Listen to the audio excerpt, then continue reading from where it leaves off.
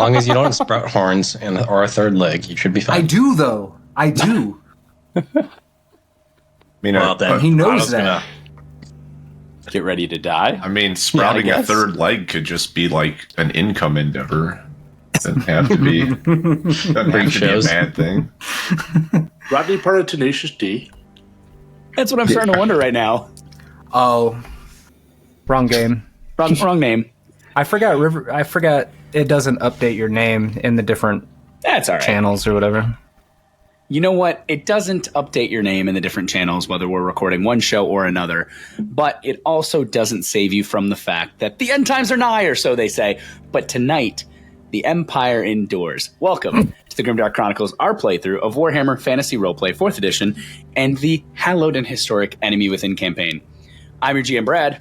We're playing Enemy in Shadows. And I'm joined by Alex, playing Luca, Eric, playing Otto, Justin, playing Berkey, Kyle, playing Sigmund, Mike, playing Krappa. And it's all thanks to our neighbors from the north, darkforgemedia.com. They created our awesome intro video. They sponsor the entire show. Make sure you go show them some love just like they did for us. And if history is any indicator, with the recap we're about to talk about, at least Kyle might need some dice. So if you too need dice, go to baronanddice.com. Use the code DEADSONS at checkout. Get 5% off your order. We don't get anything. You guys get some sweet dice. It's a beautiful thing. With that, withholding any and all other information, let's talk about what happened last time in the Empire. Whew. You guys went to a very fancy dinner. Find the notes. The end. No, actually, you went to a very fancy dinner at the Golden Trout with Friedrich Magirius, the guild master of the Merchants Guild. And you attempted to get out of him information on the Ordo Septenarius. You attempted to get information from him on who might be members, and he was very dodgy, very political, to the point where you then created a very complex plan that resulted in splitting the party 3 ways and resulted in Berkey going to talk to Desk Clerk, the desk clerk of the Guild of Merchants, and giving him a nip of brandy. You asked him for a list of members of the Ordo and or of the Guild, both of which were, surprise, surprise, refused. You then shadowed Magirius. Otto, you made your way across town to Warehouse 42, formerly known as 115. And Luca, Sigmund, and Krappa, you made your way back to the Schaffenfest, and you talked to Dr. Malthusius of Dr. Malthusius Zucopia, the owner of the 3-legged mutant goblin. What he shared with you was exactly what you had been told by the town, that he had been told that his goblin had been crushed by a crate in a warehouse. They would not give him the body, and it made him sad because he needed that body to at least try to have the exhibition again. Sigmund, he left you with a potential future income option to help him essentially sue the town to get his goblin's body back. And as we left off last time, just after 6 p.m. in the spring, the sun breaking the horizon and dipping down, the crisp, cool air being overshadowed by the bright white light of Manslieb, the main moon, which was quickly overshadowed by the greenish light of Morslieb, the lesser moon, which was ridiculously large compared to normal, which had craters that looked like eye sockets and a leering smile of craters across its face as it looked down upon Bögenhafen. So as we pick up tonight, Berkey, you're still in an alley. You still haven't seen Magirius. Brad, do you hear that?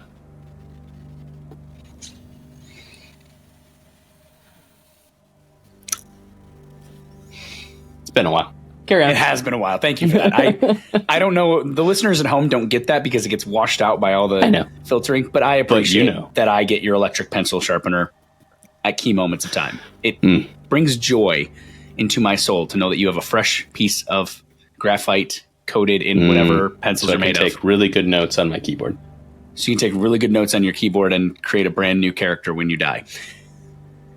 You, sir, are still in the alley waiting for any sign of Magirius when you had hailed him and shadowed him. Otto, you are still standing outside of Warehouse 42. We didn't get to you just yet. And Luca, Sigmund, and Krappa, you are outside of the Sylvanian's tent, which has been kind of encapsulated with canvas to create a stage where they were doing a Detlef seat play as Moorsleep rises and leers over the world. Gentlemen, who do we want to start with? The night is semi yours. I'll go first. It's fine. Berkey, you go first. How long are you willing to wait to see Megarius? I guess I will wait. What time is it right now? It is about, probably at this point, it's about 6:30 at night. Honestly. Yeah, it's about 6:30 at night. Oh, it's already dark out? Or the moon's already out? It's early spring, so yes. Okay. I would wait probably until, and I've already seen the desk clerk leave. I would certainly wait until at least the desk clerk leaves. You have not seen anyone leave in the hour and 40 minutes you've been posted up outside of the guild. I'd probably wait another 2 hours at max. So willing to wait about 3.5 to 4 hours in that range till about 8 p.m., 8:30 p.m. 8:30, yeah. Okay. Otto, Before Not I, Otto. do something else. Berkey, waiting until 8 to 8:30. Okay, Berkey, I will come back to you when something happens. Otto, Okay. Warehouse 42. 75 feet wide, 100 plus feet long. I think that's what I told you the dimensions were. I just listened to this, so I should remember, but I didn't write them down. Continuing on. Big old warehouse. Double doors. Windows high. I'm going to walk up to the doors and knock on them. You walk up to the doors and you knock on them. The door pulls a small rectangular space open, and a wizened old face leers out with an eye and a crooked nose with a wart on, and you hear, what do you want? The temple heard that you guys got a skeleton from or goblin or something that got crushed, and I'm here to collect the body. I don't know nothing about that. You got a writ? Do I look like I have a writ? I'm just trying to do my job here. Do I look like I can read a writ? I'm just trying to do my job too. I tell you what, you come on in. Door swings open. The man is a hulking man, but obviously aged. Silver white hair, black clothing, carrying a small lantern, leaning heavily on a staff. A bloodhound follows along him, and he goes, "Yeah, you look like one of them priestly lots. All right. What are you looking for again?" We heard that the temple heard, and I'm being sent here because that there was a goblin or something that got crushed in your guys' warehouse. I'm just here to collect the body.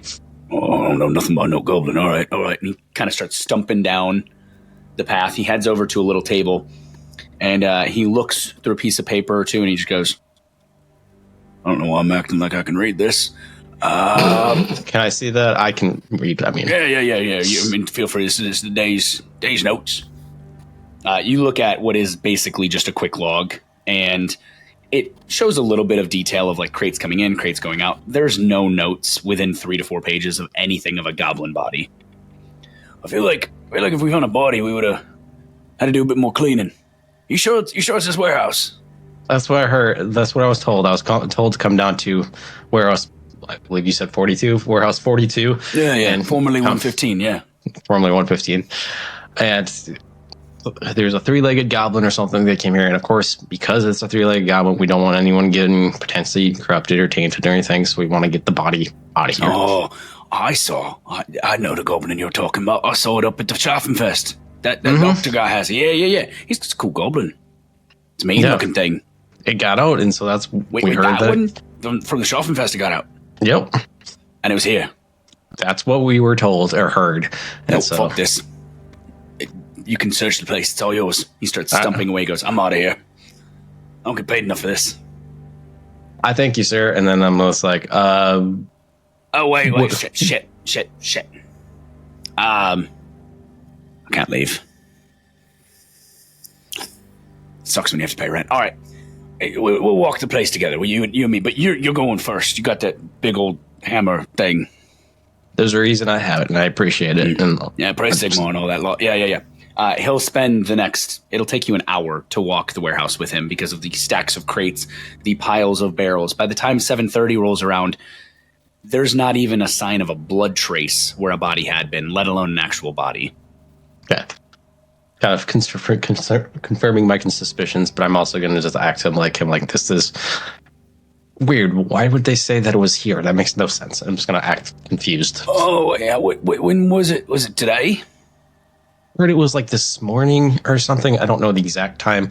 They didn't give me a time. They just said it was here. When did it get out of the doctor's crates up at the Schafferfest? Last night. There was a whole scene of it running off into the...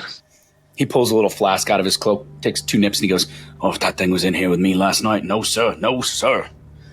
Ain't enough goodwill from Sigmar for me to want to be around one of them." I guess while we're also walking around, do I notice anything suspicious, or is this just really just a normal warehouse? It is a normal warehouse with stacks of crates, barrels, a little layer of dust on everything. The crates and barrels are pretty much all labeled with different signs of either minerals or soil or coal, things like that. There's no black powder. There's no refined metal. It's all crude mined material. And there's that, you get that kind of like coppery smell of like just stacks of nuggets and chipped copper and whatever the words I'm looking for, because I don't mind metals are. PlayStation 4s. PlayStation 4s. Hearing backs? I don't know. It smells like an overheating Xbox One. Ugh. But yeah, Right. so there's absolutely... I'm not even going to make you roll a die, because again, if there's no reason, there's no reason. There's nothing here that even makes you feel like this had any sliver of truth. Okay. If I feel like we've done a thorough investigation, I'm going to thank him and say it must have been a mix-up, or there's someone that's giving us bogus information. Well, nobody's giving you bogus information, but if you got to come back, just ask for old Earl here. I'll take care of you. Will do. And I thank him, and I shake his hand if he's willing to shake my hand. He shakes your hand. His hand is really like, it's got the brown modeling. It's very wiry, and his hand is kind of clammy and gross, very sweaty. Sounds good. I give him a little blessing, Sigmar, blah, blah, blah, and then head out. Okay. And I'm actually going to head out to the other warehouse, the one from where the sewer came up. That wasn't where you guys came out of the sewer? Yes. That was not a warehouse. That was actually the Steinhager office building. Office building. Okay, I'm going to go to the you office start heading building there. Okay. We'll come back to you. Luca, Sigmund. What? Krappa. Jumping back an hour. I'm going to have to juggle timelines here, guys. I hate you for this, but I appreciate it. You're Jumping doing back great. an hour. We love it. Back to We love 6:30 what's happening p.m. too. I don't see the clock update. I'm not even going to mess with the clock Back and tonight. forth, back and I forth. swear to God. What do you guys want me to do? Time stoppers? Forward, back, forward, back. No, Yes. I just want you to get Moore's Leap out of the sky. Let's go. Crashed right into the city. It smiles bigger at you, Luca. Drop that moon. Do it. The last time All the right. moon got dropped on the world, Warhammer ended, and anyway. Sick. So we're at the Sylvanians show. Yep. There's some people. They're performing. Moore's Leap is out. I will wait patiently for one of them to be finished and go speak to him when I can. Okay, so the way they've set up their tent, the way they've set up their stage, the tents have created a canvas entry where you can kind of see through the pulled back entry where it's just enough to try to tempt people to go in. The Sylvanians who are working the door recognize you. They wave all 3 of you in naturally. Nice. And the one looks at you and goes, hello. I would assume you are here to try to perform with the troupe tonight, yes? Yes. Good. Reginald said that I should meet him at sundown. Unfortunately, it's not the sundown I wanted, but here we are. He looks up at the moon. He goes, dark omens lie over this night. It is, you are a bit late. Reginald is on stage, and he points, and you see a man in full regale. I'm not late. And he goes, he will be done with this play in next 30 minutes or so, and then they will begin preparing for the next act. I would say speak to him then. All right. I'll take a seat and make sure all my stuff is tuned up, and I'll start reciting lines and getting my head in the game, I guess. Sure. You guys easily find a space. Krappa, you have to kind of wiggle a bit to make a little room for yourself on these slightly tighter benches. But the 3 of you are very easily able to find a place to sit for the next 30 minutes. By the time that the Deathleaf Seat play comes to an end, and you all quickly are able to stand up and make your way towards the side of the stage. Reginald sees you, and you see that his face is fully caked with white makeup, heavy rouge under. He's got the smoke under eyes, full regale. Sounds more like Moulin Rouge going on out there. I mean, old school Renaissance plays, lots of things happening. And he looks at you and goes, yes, good. You did make it. This is fantastic. Are you prepared to take the stage with us? Oh, absolutely. Good. Do you have a preference of performance? So I might be misunderstanding. So I am specifically performing with them. Correct. But they don't know what my act is. Correct. And... You've gone up to a traveling Sylvanian troupe of entertainers whose job is to, on the cuff, change and do whatever they're doing. I got you. So he's asking you what you are comfortable performing because he knows that they're going to be supplementing you. I'm going to give him a very, very quick overview that I intend to tell a story of seeking gold and treachery and the Silk Road and how it was established. I know I just did this, but it's fresh in his mind, and that's what he wants to run with. Sure. And basically, if they could act out some battle scenes and, hit crescendos with me or something like that, it's going to be storytelling based, and I'll have a little bit of music along with it. Okay. He looks and he goes, we're a little short on Cathayan garb, but we have just enough.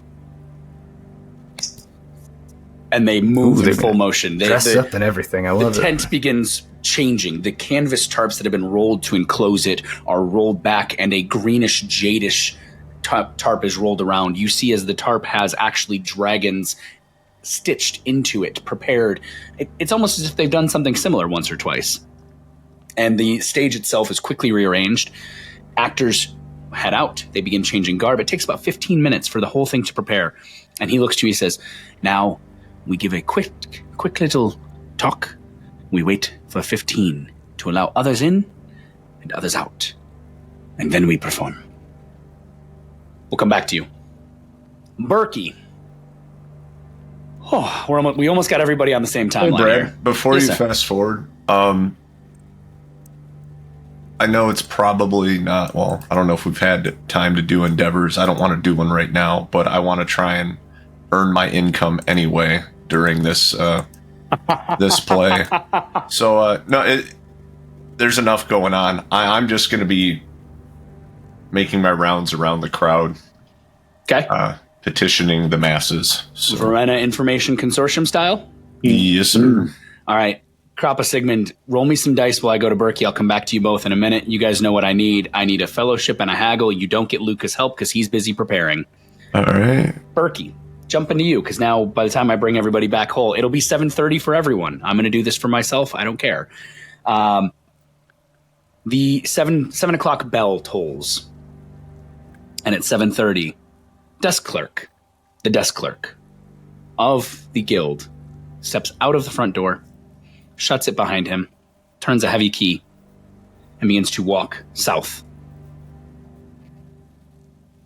Okay. As you look at the guild, a single light is still on a second floor office. The largest office you see as lamps are illuminating the space, but the rest of the building is pretty close to dark. Are there any vantage points that I can pick out where I might be able to see into that window from either a nearby building or maybe there's like a, I don't know, ladder or something nearby? There are offices and other buildings all around the area. The ability to get to the roof of one is a little bit tougher. There's not like fire escapes around here. Sure. But if you were willing to, well, let me ask this. Are you willing to break in or are you looking for open doors? Well, that is a hierarchical question, Brad. First, I'm going to look for open doors and open methods, and then I may explore additional options if it gets to be around 8:30 or so. That's what I needed to know. So at this point in time, at 7:30, at 7 o'clock, 7:30, the doors of the nearby offices are all locked. You find one that is open. And as you open it, you see a few clerks milling about. Look up, and one of them looks up and goes, "Hey, can we help you? We closed about 30 minutes ago. Just finishing up the day here. Do you need something urgent?" Oh, sorry, this is maybe the wrong place. I don't recognize you. Never mind. All right, have a good night.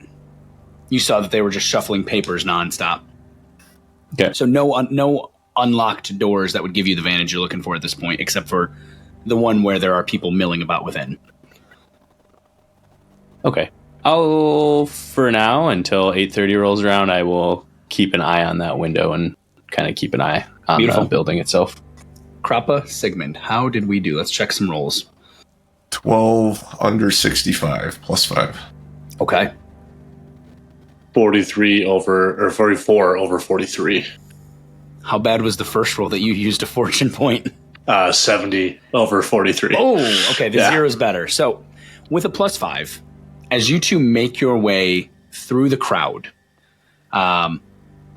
is very willing to make donations to the cult of Verena. And in fact, the Sylvanian performers themselves make a donation, but they don't give you coin, Krappa. They actually take a piece of parchment and they begin to roll and tuck it. And one of them comes up to you and goes, "We do not give coin to the cult. However, your goddess is about the learning.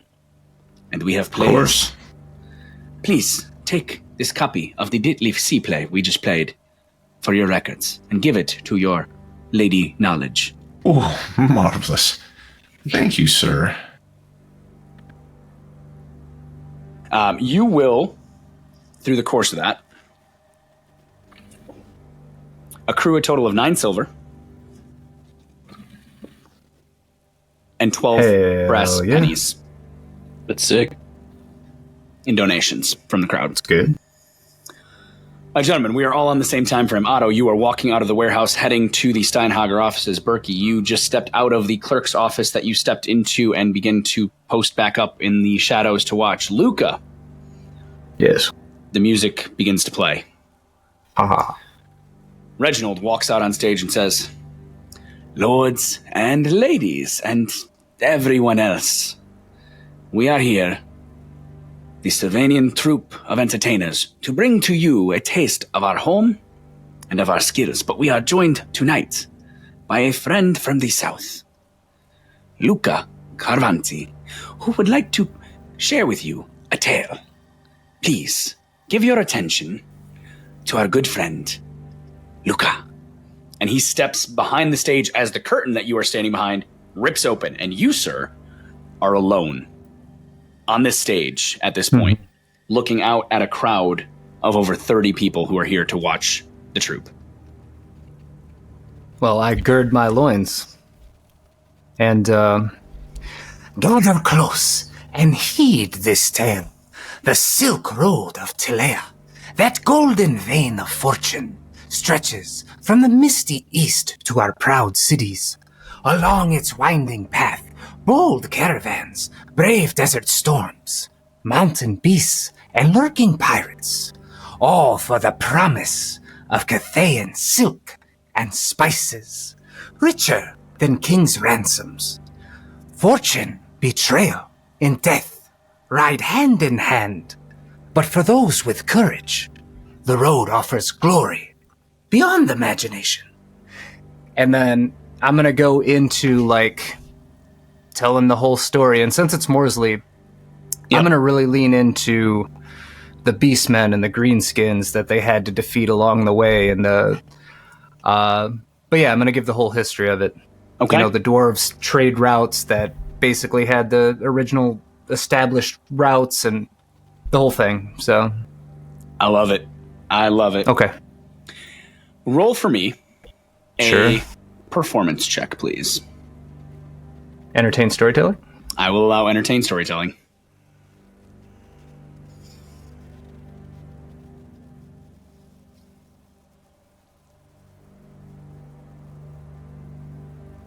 That's We a funny assessed it roll. anyway. At least it's a plus. Yeah, you at least passed. So with a 65 of 65 plus 0, do you want to keep it or do you want to fortune it? If Do you I have- fail on the fortune, it's a fail, isn't it? You could It's always a fail. bump it by 1 with your fortune instead. You can use a fortune to bump it by 1 if you wish. You know what? I don't wish. Hold on. If I burn a fate, I can choose the roll, right? It's resolve. It's resolve, not fate. If I burn a resolve, I can choose the roll. Yep. Well, burn a resilience. Right? Resilience, yeah. Resilience, yes. You choose the result of a die roll when you burn a resilience. It's called I will not fail. I will not fail. This is too important, and I roll a 1. Okay. With So a 1 under 65. Plus With a 6. plus 6. Ooh, do you have any talent stuff that would bump it even more? Potentially. May as well make the most of it if you're burning You a may resilience. as well make the most of it if you're doing this, yeah. Strong legs, blather, attractive. I mean, if anybody's attracted to me out there. No, not really. Okay. Checking one thing. We go from there. It's not really even anything that needs to be important. It's just important to him, okay? That's the most important thing. That's the Right. time to burn resilience. It is the honestly. time to burn resilience. Okay. Luca, while you're doing this, share, I'm looking into one last thing for you. I would like for you to share whatever you'd like about what Moore's Leap does to Luca. If the answer is nothing, it doesn't have to be anything. But if you'd like to share a little bit, feel free. So a lot of that was just me being mad at you earlier, but I know. Definitely being on the road with mercenaries and seeing them fight beastmen and seeing what Morsley brings, it definitely brings a darker side of Luca, a lot more of a I don't want to loosely use PTSD, but that kind of thing, you know. It's definitely brings back really, really dark memories. Seeing people basically destroyed under the moon. Okay. Luca, what is your main motivation as a character? My main motivation is to uplift those around me and spread basically the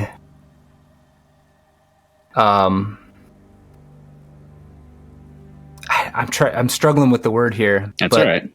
For the glory of the gods I serve. Perfect. Okay. Here's what happens. With a plus 6, with this also being in line with your backstory and your motivation, I would like for you to describe the response that the crowd gives you. They will not throw coins. Oh, that's fine. Gold gets pelted down on them. With a plus 6, which is an astounding success. Yes, perfectly. Coupled with everything else going on. Tell me what you envision the crowd's response would be with that level of oration. I guess what I would envision is me kind of doing a call and response with the crowd, constantly getting them, ooh, ah, tell us more, and getting them to kind of rile up and engage with me, almost like it's a concert, you know, like the gang vocals type thing. And then as that's happening, I'd like to see some more people coming through the door, like, what the hell's going on over here? And it to just be roaring, basically. Like, quiet during important parts, but lots of back and forth interaction. And I'm going to kind of go up and down through the aisles and dance with the people on stage and be very animated with it. Okay. All of that occurs. Sigmund Krappa, you watch as Luca is in his element. This oration, this story, which could be told in 5 minutes, he tells it in 30 minutes. The crowd play, the rising, the scenes behind him as the Sylvanians jump in and act out items, as he said, the interplay of the music that is happening. By the time this performance is done, the people who fill the pews are standing and applauding. Borderline cheering. As the Sylvanians go out and take their small donation bowls and pass through the crowd.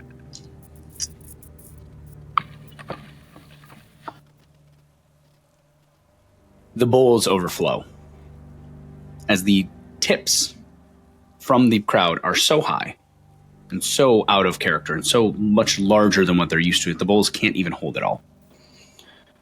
The Sylvanians are thanking everyone profusely. Reginald gets on stage and says, "We thank Luca for a wonderful tale. We will be back in 15 minutes with a tale from Sylvania and a story of the horrific vampire counts and the vampire wars of years ago." They all pull back. They take you, Luca, backstage. And you see as they have the 3 bowls where donations would be, and they're quickly tallying it up. Reginald pulls from his pouch a small bag. And he hands it to you and he says, "You, my friend, have just increased our night's earnings tenfold. We cannot find a better way to thank you than for you to get half of what we bring in. So thank you so much." And he presses a bag with a pouch with 10 silver in your hand. Wow. Right on. I thank him very profusely. I hope that if our paths ever cross again, perhaps we can do this again. He carefully cups your left cheek. Gently, nicely, not in a weird, romantic way, but in a gentle, just kind of like... And Sure. he looks dead into your eyes and he says, "You need to be wary in this town. There are people here who are not of the earth. We look for one of ours. One of our ancestry's people here in this town. So be wary."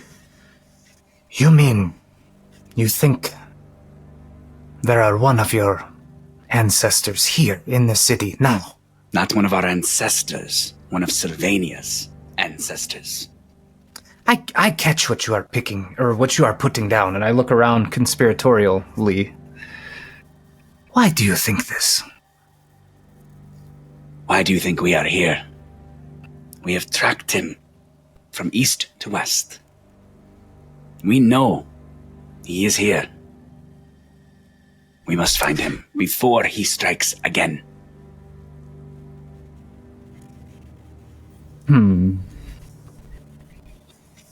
I look back at Krappa and Sigmund, and then I look at the empty seats next to them. Okay.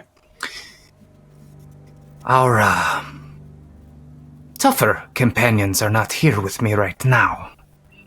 But I assure you they are very capable of helping in that matter. Perhaps, if you wish, you can let me know who it is. I cannot. I shouldn't. Only because that will drag you into our fight. And while I appreciate what you have done for us, I do not wish for you to end up in a Sylvanian issue. Those of us who depart Sylvania take care to keep what was within.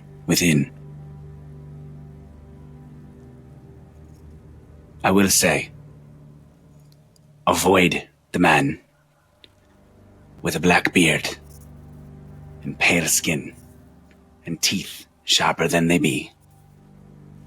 A black beard and pale skin. Black beard, pale skin, sharp teeth. Does that match anybody we've come across? Very obviously. I was saying, I know. is it? At least one of them had sharp teeth, right? Hey, Did he have a Tugan black didn't beard? have a beard, though. Yes, he did. Okay. Tugan What has color? a black beard, Tugan had a black beard. Okay, that part I didn't remember. That's what I was asking. and the gross skin. And he had he had the pale skin. He had, yep. The black beard is the only part I didn't remember. If he had a Yeah, black same. beard, I'm double checking to make sure I didn't remove his beard. I don't remember him having a beard. Because we remember seeing his skin and stuff. It was If he I has a remember beard, he you has a beard. describing his skin. I remember you describing his teeth. I remember you describing his mannerisms, but I don't remember you describing his actual face layout. So, Oh, please. I'm looking back. Steinhager? No, Tugan. Not too good. Tugan. It was Tugan. In the mayor's office when we met I him. remember with the Tugan was two- the one that he had the 2 different decanters for wine, and he would Right, not yeah. let us have his wine. Correct. And there's a rumor that he only goes out at night and all that. So I'm just double checking one thing. Hang on. I'll say, you say one word, Otto is in for a fight. I mean, I don't know how to read and write, but that looks like dead to rights to me. Let's go kill that dude. I mean, this is a traveling band of freaking Sylvanians. Like, they don't have any power here, so that's not going to hold weight, I don't think. I apologize. Tugan does not have a beard. Oh. But they say the guy that... They say the guy has a beard. So he could have shaved, but... Could have shaved. I found my description of Tugan, and I looked at a quick... I was looking at something, and I was like, yeah, he had a beard. I'm like, looking back, I go, no, he doesn't. So Tugan does not have a beard, but they are saying that the individual they are looking for has sharp teeth, pale skin, and a black beard. People can shave. I can't think of any vampires that have beards. That doesn't mean they don't exist. Doesn't mean they don't. Think of it. Doesn't mean they don't. All right. Actually, Blade had a goatee. Counts. Goatees counts. Anyway, would I know kind of what their customary goodbye is? Is a hug appropriate here? A little pat on the back? I mean, he's up in your chin, my dude. Now, would Luca have ever been to Sylvania? He would have probably crossed paths with traders from Sylvania, not necessarily been there. A standard goodbye is nothing more than a handshake and a slight bow. Right. What he has done is also a sign of respect. It's a little bit of a sign of affection because you have, as he said, you helped them earn more than they normally would. Okay, so you've taken care of him, and he's now passing information on to you. I'll shake his hand. I'll put my hand on his shoulder. I'll give him a slight bow. Safe travels. Thank you so much. And when we do leave, please let me know the first super, super down on his luck, vagrant-looking fellow we see. Okay. Tell me what you're going to do. No. Okay. Moving on. Otto. In the half hour that Luca was performing, you have made your way to the Steinhager offices, and you are now looking at them. I'm going to kind of just try to find a place that I can keep an eye on the place. Sure. And I'm just going to post up and pull out my book and kind of start reading it, like acting like that's what I'm just doing, passing my time reading. But at the same time, I'm just keeping an eye out on the building. Okay. As you look at the building, you can find a place to tuck in fairly easily. There's a lot of office buildings and other areas where there's just kind of alcoves or spaces or alleys that you could kind of post up in. The building, as I mentioned before, it's unremarkable. It's large, but it's not, like you're not looking at it going, oh, everything's gilded in gold or anything like that. The main floor is a 2-foot tall stone foundation that is replaced then with that Tudor style plaster and wood. There's multiple windows, multiple doors, a couple chimneys. The building itself creates a triangle-ish shape on the corner of two roads at a 90 degree and then the other road running behind it. So it fills that small space with roads all around. At this time of night, it being about 7:30, the traffic in and out is negligible. The building is mostly dark. You see as the porter who you saw the other night with his large bloodhound is just kind of doing a loop within, or doing a loop without, ducking into one of the doors, coming back out 15 minutes later, doing another loop, ducking back in, and it's safe to assume he's just walking a route he walks all night. As I'm reading my book, I'm just going to kind of take mental notes and kind of like try to remember the pattern and the frequency of his route, as well as any other routes I might see for any other guards in the windows, etc. for guards. So stake out a Steinhager. Got it. How long are you going to stay there? At least an hour. I'm going to make up my mind at that point, and we'll see. Go from there. Okay. Might stay longer. I might not. I haven't decided yet. Okay. You guys are doing enough that I have to make 2 pages of notes for tonight. Lovely. All right. You, Otto, are doing that. Berkey. Back to you. Not much has changed in the last 30 minutes. You have another 30 minutes so you're willing to break into a room. Okay. Kind of while I'm posted up outside, I guess I will, while keeping an eye on the lit window, be looking for a inconspicuous location where I could throw or shoot something at the window without being observed by others. What I'd like you to do is twofold. First, give me a perception +0. Second, give me a intuition +20. Perception +0. Crop segment, you're next. I'm going to treat this like initiative. I'm going to prompt you when you're coming up in the order of things to do. Perception is a -4, 82 over 42. What was the other one? Before I tell you, do you want to change that perception or do you want to leave it?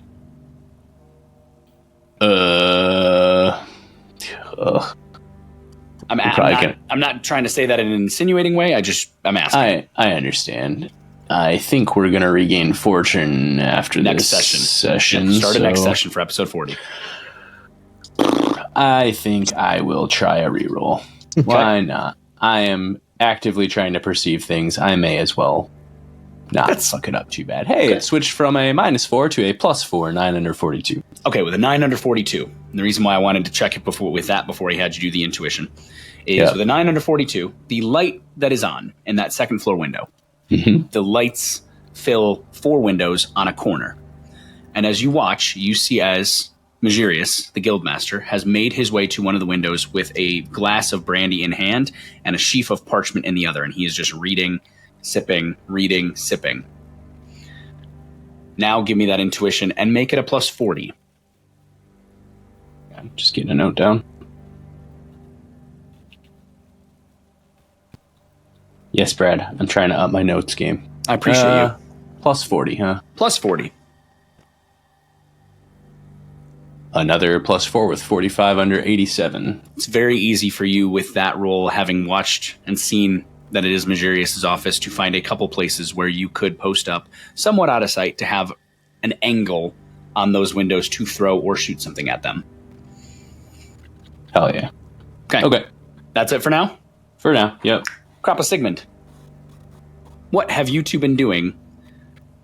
Luca's performance, post-Luca's performance, was there anything special you two wanted to do as that was happening within the performance, or did you want to, step out? No, I think... You muted, Crop. You muted, Mike. I was only planning on collecting money through the duration of his performance. Got it. Supporting Luca. Okay, perfect. Each of you will also then pocket 2 silver, in addition to the 10 that Luca makes for the performance. While the Sylvanians were collecting a lot of donations, as you guys kind of got into the mix as well, people pressed coins into your hands. Sigmund. Okay. Yes, sir. It is customary for us to have names for our instruments. Would you be willing to carve a name into my lute for me? Sure. What do you want to say? Wolfart. I can do that. Right across the back. I'll pull out my Without dagger. his contribution, this night would have never been possible. I couldn't agree more. So I'll pull out my dagger and take a couple minutes to carefully carve that in as neatly as I can, Brad. Perfect. As you're doing it, I am paying more and more attention to how you write. Every time you start to write, I'm inspecting it. I'm enthralled with it. I have to learn to read and write soon, so I'm going to take every opportunity to watch you, and hopefully you'll take some silver and start teaching me. I would absolutely, as we're going through it, I'd be like, this is a W. Oh, that makes the whoa sound. Entertainers can't read and write, but trope leaders can, so it only makes sense. I got to start learning at some point. It does. That's fitting.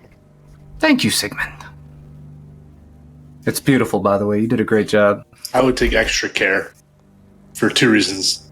Because I think it's a nice way to honor Wolfhart, but then also I know how important that loot is to you, and I would not want to damage it. Luckily, I did get it at a discount. Okay, Frappa, Sigmund, Luca. As Otto is now watching the Steinhager office for the next hour, as Berkey is still watching the guild hall, what would you three like to do now that the performance has ended? The loot has been named and etched. Payment has been awarded. Information passed. You three are the three that I need to know what the next step is. Would there be people milling about the streets at this time? You are still in the festival grounds, so absolutely. It is a raging party, and you guys would remember that you've heard rumors over the course of the last couple days. The wrestler? Where the Schaffenfest is a party until about 11 at night, and then the guards start sending people home. All right. What was the wrestler's name? The wrestler? You said there was a wrestler that we could fight to make money off of. You can. Obviously, I'm not going to do that, but if he's here, it'd be kind of funny to watch. His name is Crusher. Okay. Let's oil up Krappa and see what he can do. And we get Crusher, four would you gold like coins. to take on Krappa? Hey, what was the...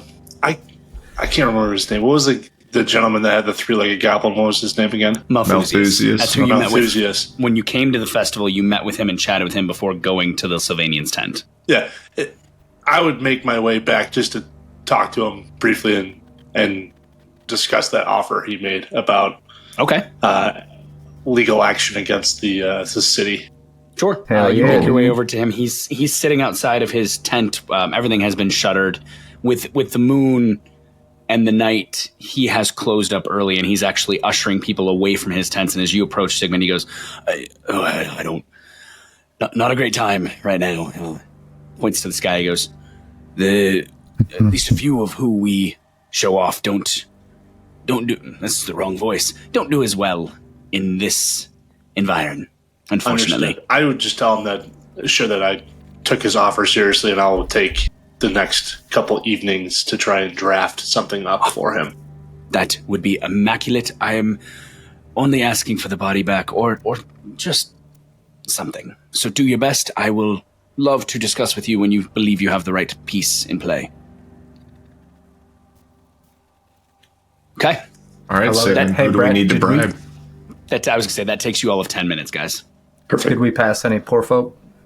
You would have absolutely passed a poor person at this point. Not to the level you're looking for. If you're looking for a degenerate truly down on their luck, you're not there yet. Okay. And just to preface you, you're probably not going to find one in the festival grounds. They're going to be right past, waiting for people leaving who are drunk, giving, etc. Okay. So beyond that, I would probably just nudge Krappa and see if he'd be game to spread the good word as we're making our way through the streets. Okay. At this point, you guys are not going to net more coin from that because you've done it 3 times in the 24 hours, despite the fact that it's taken us a few weeks to play. But yeah, you guys can continue to grow the word. What I would ask for you both to do is, at this point, rather than haggle and rather than gossip, both of you give me a charm test, and this one will be at a difficult -10. 18 under 55. Plus 4. Hot dang, okay. And Sigmund? -10? Yep, -10. Just don't fail terribly. Wiped it out. You're thinking about your legal papers. That's right. You are very preoccupied with the legal My mind papers. is other places. So 57 over 18, -4. Do you want to change that before I tell you guys what happens? Yeah, I'll reroll it. Okay, fortune. Slightly better. Slightly Dude, better. your charm is an 18? His charm is a 28. You're He's just got like a -10 really on the test. Yeah, but you're just like a super cold lawyer. Straight He's to a business. lawyer. No charm. He's the clear eyes guy. Saul is charming. Yeah. For I'm dry, here to talk red about eyes. getting your goblin's body back. Listen, I find the If that would obscure. have been your fucking voice for the last 39 now. episodes, I don't know if It I could might. have done it. Maybe it It might should be be coming. now. It might become it. The -3 of Sigmund does wipe out most of the +4 of Krappa. However, with even a partial success, Krappa, Sigmund, for the actual secondary purpose of the Verena Information Consortium, the two of you managed to acquire another individual who is for some reason interested in this multi-level marketing fantasy endeavor. There's idiots everywhere. I would like to introduce you Entrepreneurs. to the following. Kyle, be nice. Trying to get away from that Don't grind. talk about your flock that way. That's very true. As you're preaching to the masses, some of these stands are starting to close up. Some of these tents are starting to close up, and you find one. And as you're preaching to individuals nearby, a smallish tent that has a hanging, dried bundle of sage and other herbs, and tinctures and bottles all across it. There's a woman there who's beginning to kind of take it down, and the stall itself is almost cleared as she looks up to you both and she goes, I might be interested in that. My name's Elvira Kleineston. She is late 30s, wrinkled. Not heavily, but the late 30s wrinkles. Streaks of gray into her light brown hair and dark blue eyes.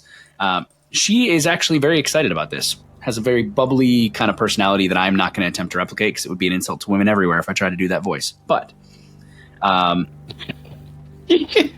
Way to recognize. I know my limits, okay? I know my limits. You've done them before, though.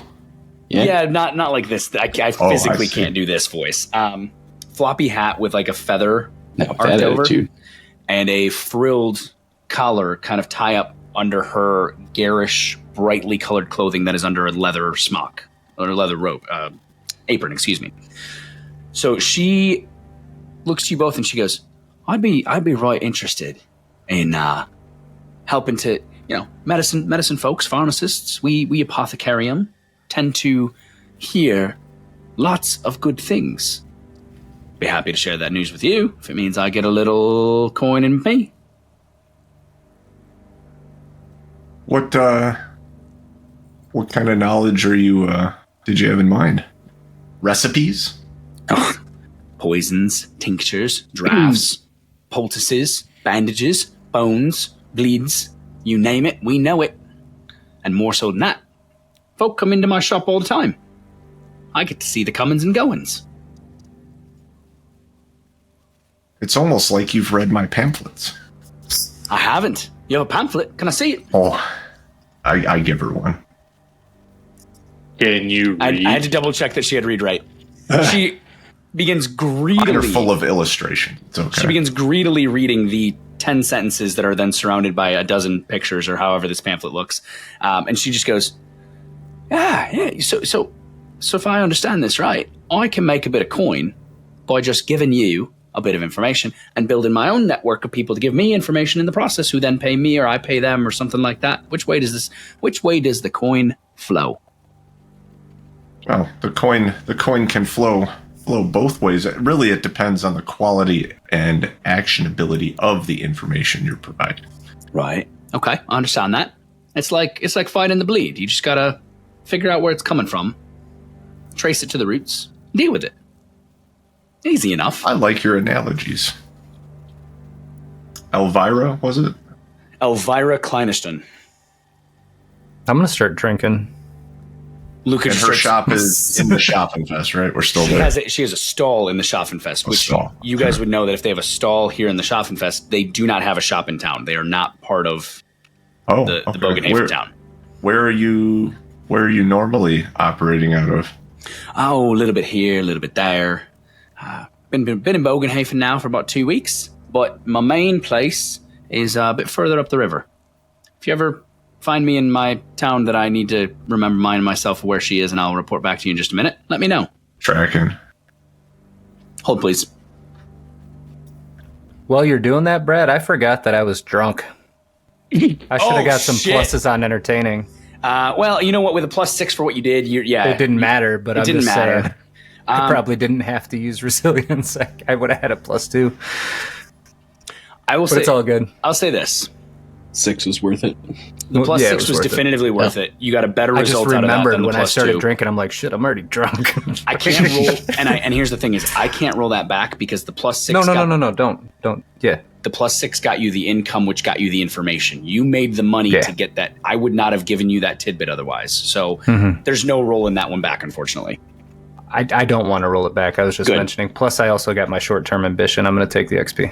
I appreciate that. Okay. I mean, speaking of that, while you're looking that up, for those of us who would just have a consume alcohol 1 effect, wouldn't that have worn off by now? At this point, you would be testing, yes, because it's been an hour. Okay. And I was right, and Elvira looks to you and goes, I'm so forgetful. I'm just from up the river in Weisbrook. Got a nice shop right there, right on the edge of town. We're familiar with the town. And Nice if any of you two seem learned folk, taking around carrying things for Verena. If you ever wanted to do a little good for Shalia, I could teach you a bit of my learnings here as an apothecary. Take care of you a bit. Well, as it turns out, I'm still rather injured. Oh. She begins to look you over and she goes, well, whereabouts? I mean, because it's under your clothes, she doesn't see it. I hike my robe up. Oh my, all right. And she's putting her hands down at waist level going, oh. Come here. And she takes you back into her tent. What's her hands down at waist? Like there's... You hiked your robe up. She didn't know you had undergarments on. She just, out of habit. There's nothing... Never mind, Brent. Go with it. She pulls you back into her tent, though, however, and she begins to take care of you. Let's see if she can't give you a little bit of heal. How wounded are you? I am 7 out of 16 wounded. Ew. And the only healing you've had so far is pretty minimal, huh? A nap. Yep. 16 wounds is pretty hardy, though. Jesus. Yeah. Well, I that mean, mass. Have you That seen is. his girth? Must have a high toughness or something. 35. Why the hell did your wounds get that high? Freaking I jeez. don't know, man. 16. That 16's grayed out. I can't change that if I wanted. Let me see. Wild. Let me see. Proper. You gotta have a talent or something that does it. I yeah. do hardy. Maybe Would it's that hardy. do it? Yeah. You got Hardy, which Yeah, I got that hardy. adds- That That's a adds permanent- Just add my extra toughness bonus, I think. Yep. So that gives you your toughness bonus in addition to the That's standard. it. So it's That 3 is times the your only- toughness bonus, strength, and willpower, I Yeah, think. and with a toughness of 3, there's 9 of it. Willpower is another 4. And then So- strength, I think, is the And last then, part. yeah, something like that. So yeah, it does work out. His math Wow. is good. That's actually pretty cool. It's pretty good. It's pretty good. Krappa, she begins pulling salves and tinctures and oils and applying them, and it's not pleasant, but she kind of pulls your wounds apart a little bit and cleans them out really good. With a 1 on the die roll, you are going to gain 8 wounds back as she heals you, cleaning and taking Sweet. care of your wounds. It still will not reduce the duration of your long-term injury. And she For kind of sure. looks at that and she just goes, "Oh, that's gonna be right. Awful it is right there." But you do heal for 8 wounds. Okay, I'm gonna pay her 2 silver. Oh, thank you very much. Okay. I tell you what, though, I'll take the 2 silver, but I still want to be part of this endeavor here. I mean, this looks like an easy way to make a bit of coin. You know, if you're interested in a more regular, permanent relationship, Absolutely. I mean, I could take you on with a bit of a stipend, and we could just keep that information train rolling. I would love that. A bit of a stipend. What you thinking? I can give you some information right now. Stand by. I don't know how much my Krappa, should I read her the terms and conditions? you Yes. you may. I can read the terms and conditions. You Yeah, don't need to. It would be 1 silver, and then the frequency would be whatever you decide, Brad, as a one of those 3 tax collectors that I'm trying Yep. to collect up. So with the frequency you're looking, I believe they get paid on the henchman schedule, which is they're supposed to be paid daily, but you don't see them every day. So you just pay them when you see them, a sum of X amount based on what they bring you, what their taxes are, etc. Okay. You're in a weird position where it's very, very variable. It's not just the basic explicit henchman fee of whatever the fee is per day. She takes the 2 silver from healing you. She says, "I'll trade you a bit of information for that silver right now. You come see me again in Weisbrook, and then I'll give you more information, and you tell me what you think it's worth." You've already. I don't know, Sigmund. I don't know if she needs to hear that. It sounds like she already knows Listen, all the of the second guidelines. she has that silver you're paying her from the consortium, I'm going to start rattling off. The member acknowledges and agrees that their participation in the Verena Information Consortium is irrevocable and binding for the duration of this agreement. Yeah. The members shall not have the right to withdraw, resign, or otherwise terminate their membership, except as expressly permitted under this agreement. The members shall not take any action, whether direct or indirect, to disassociate from the Verena Information Consortium, including, but not limited to, resignation, transfer of obligations. It's awesome. You went on just long enough for me to go, oh my god, this is boring. Yes. It's And the for everyone slack still- jaw that did it for me.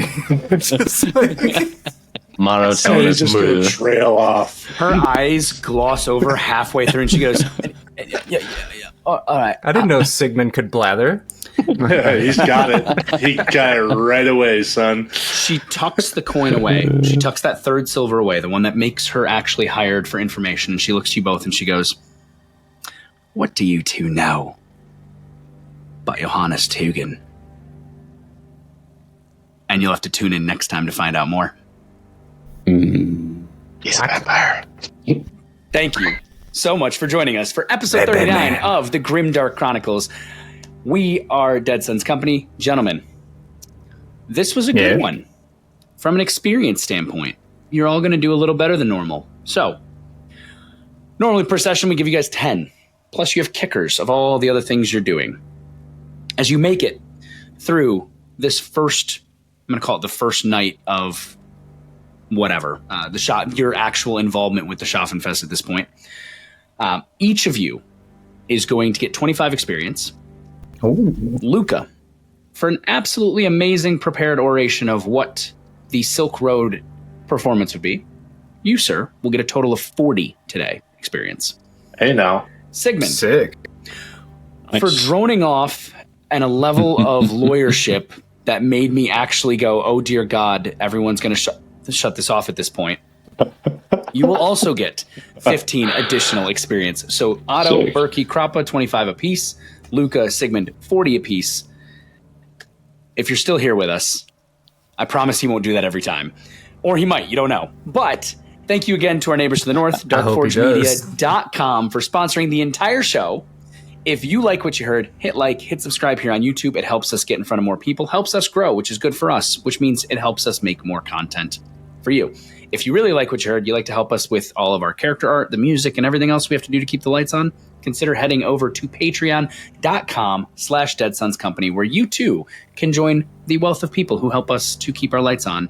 And we appreciate each and every one of you. We could not do this without them. I don't know what's happening on Alex's life, but he's streaming. It's great. It's wonderful. Lastly, I spent experience accidentally. I took it back. It's fine. okay, lastly, So good. thank you again to Baron of Dice. You too can get some really great dice that look very beautiful. If you head over there, use the code DENSUDS at checkout, get 5% off your entire order. Yes, sir.